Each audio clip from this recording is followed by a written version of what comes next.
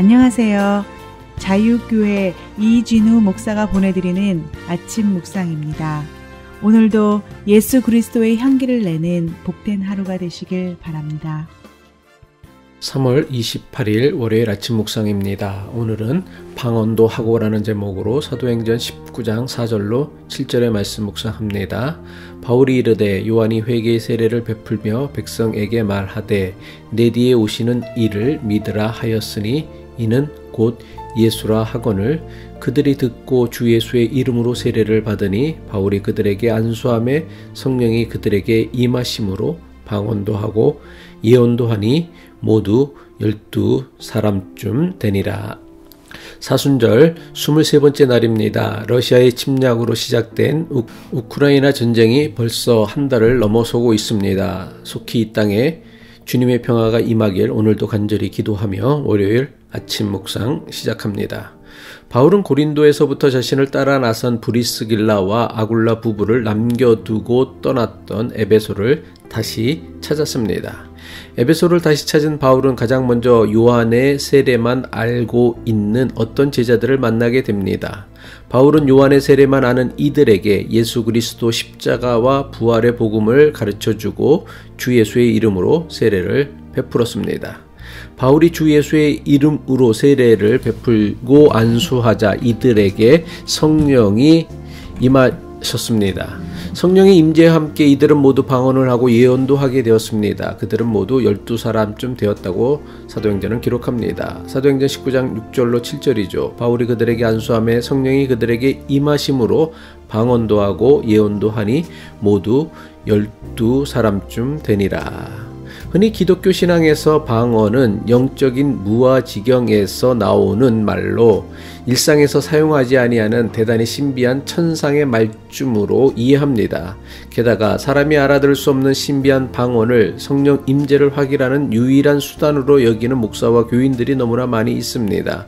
하지만 사람이 알아들을 수 없는 신비한 말을 하는 방언을 성령 임재의 증거로 삼는 것은 성령을 매우 심각하게 왜곡하는 위험한 일입니다.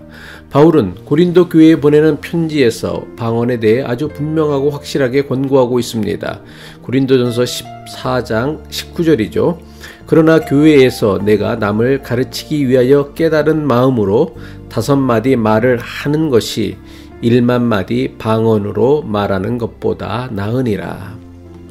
바울은 고린도 교인들에게 사람들이 알아들을 수 없는 방언으로 1만 단어를 말하는 것보다 자신이 깨닫고 상대방도 깨달을 수 있는 말로 5단어를 말하는 것이 훨씬 더 낫다고 권면하였습니다.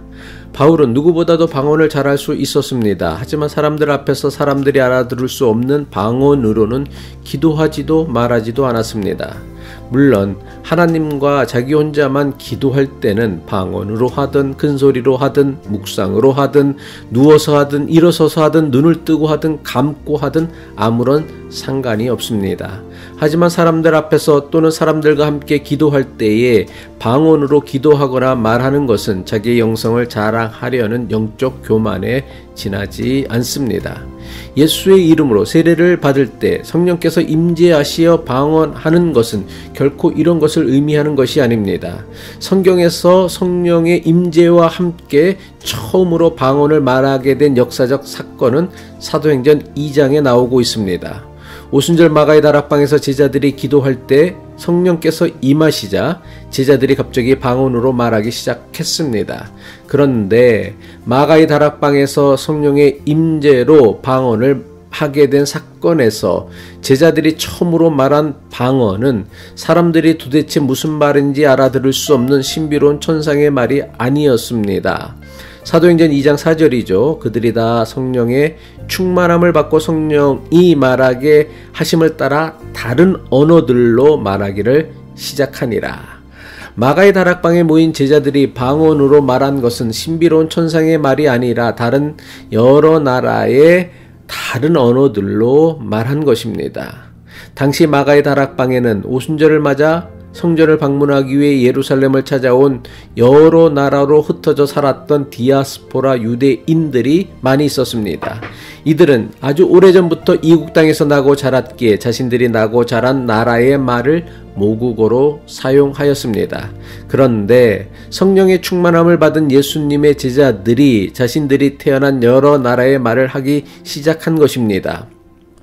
사도행전 2장 8절이죠. 우리가 우리 각 사람이 난 곳 방언으로 듣게 되는 것이 어찌 됨이냐. 놀라운 일은 마가의 다락방에서 여러 나라의 말로 방언을 말하는 제자들은 모두 외국에는 한 번도 가본 적이 없는 갈릴리 사람들이었습니다. 다시 말해 외국어를 배워본 적이 없었던 사람들이었다는 뜻입니다. 사도행전 2장 7절이죠. 다 놀라 신기하게 여겨 이르되 보라 이 말하는 사람들이 다 갈릴리 사람이 아니냐. 언어가 다르면 서로 간의 진심 어린 소통이 불가능합니다. 언어가 다르다는 것은 표현 방식뿐만 아니라 생각하는 것과 이해하는 것이 같지 않음을 뜻합니다. 마가의 다락방에 모였던 갈릴리 출신의 예수님 제자들은 다른 나라의 말을 할 수 없는 사람들이었습니다. 언어의 장벽 때문에 오순절을 맞아 성전을 방문하기 위해 예루살렘을 찾아온 디아스포라 유대인들에게 예수 그리스도의 복음을 제대로 전할 수 없었던 것입니다.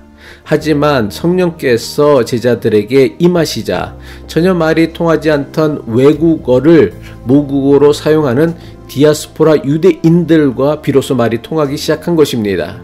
말이 통하지 않던 이들이 서로 소통하게 된 것이야말로 성령 충만함으로 일어난 최초의 방언 사건이 주는 가장 중요한 의미입니다. 성경에서 성령 충만함으로 제자들에게 처음으로 주어진 방언의 의미는 각각 다른 언어를 사용하는 사람들 간의 소통이었습니다. 성령 충만함으로 살아간다는 것은 자기 개인의 삶이 새로워지는 것은 물론이고 다른 사람과의 관계도 이전과는 전혀 달라진다는 것을 의미합니다. 다른 사람과의 관계가 이전과는 달리 새로워지기 위해선 상대방과의 진심 어린 소통이 이루어져야 합니다. 이런 점에서 언어의 차이로 소통할 수 없었던 사람과 소통을 가능하게 해주는 성령의 능력으로 주시는 방언은 매우 중요합니다. 따라서 성경이 가르치는 방언의 본질은 신비로운 천상의 말이나 다른 나라의 언어가 아닙니다. 성령의 임재로 우리에게 주시는 방언의 은사는 사람과 사람이 마음을 터놓고 진심으로 서로를 이해하고 소통하게 하는 사랑의 말을 의미합니다. 그렇다고 사람이 알 수 없는 신비로운 천상의 방언을 부정하거나 부인하는 것은 아닙니다. 하나님과의 더욱 친밀한 1:1 관계를 위해선 신비로운 천상의 언어인 방언도 필요할 수 있습니다. 하지만 평소 대화가 통하지 않던 사람 사이에 말이 통하기 시작하는 것이야말로 방언을 은사로 주신 주님의 뜻이라고 믿습니다. 기도하겠습니다. 우리에게 이웃을 긍휼히 여기는 마음, 자신을 겸손히 낮추는 마음을 가지게 하시어 이전에는 도무지 소통할 수 없었던 사람도 성령의 도우심으로 소통하고 복음을 전할 수 있는 능력을 주옵소서. 예수 그리스도의 이름으로 기도합니다.